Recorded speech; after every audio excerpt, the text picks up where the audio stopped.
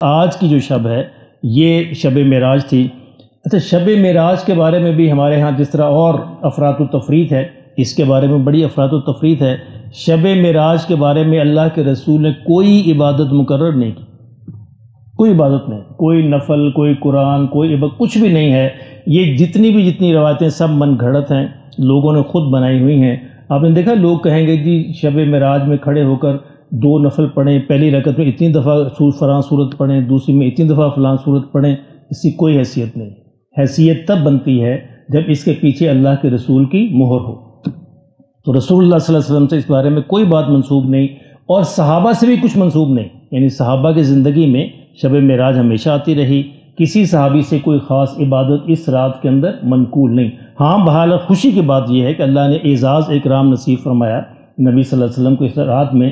اس کو کہتے ہیں اسرا والمعراج۔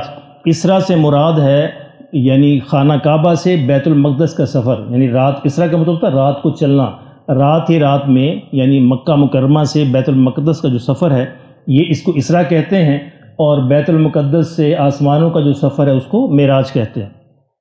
اچھا، معراج کا اصل سبق مسلمانوں کے لیے یہ تھا کہ جس طرح ان کے نبی صلی اللہ علیہ وسلم کو اللہ نے اتنا بڑا مرتبہ نصیب فرمایا جو اس تک کوئی نبی نہیں پہنچا، اس کا سبق یہ تھا کہ اس کا مطلب یہ ہے کہ آسمانوں تک تمہاری رسائی بھی ممکن ہے۔ جسے کہا اقبال نے، سبق ملا ہے معراج مصطفیٰ سے مجھے کہ عالم بشریت کی زد میں ہے گردوں، کہ جس جہاں تک تمہارے نبی کے پاؤں پہنچ سکتے ہیں مسلمانوں تم بھی پہنچ سکتے ہو، اور تم نے روحانی اور جسمانی کوشش کرنی ہے، یعنی روحانی طور پر بھی اپنے آپ کو اتنا پاکیزہ کرو کہ یہاں بیٹھے تم آسمان کی سیر کر سکو، اور جسمانی طور پر، سائنسی طور پر بھی اپنے آپ کو اتنا مضبوط کرو کہ آسمان جو ہے تمہارے پاؤں کے نیچے ہیں۔ لیکن المیہ یہ ہے کہ دوسری قومیں کوشش کر رہی ہیں اور مسلمان جو ہے صرف راتیں منانے پر ہی اکتفا کرتے ہیں۔ اللہ ہمیں ہدایت نصیب فرمائے۔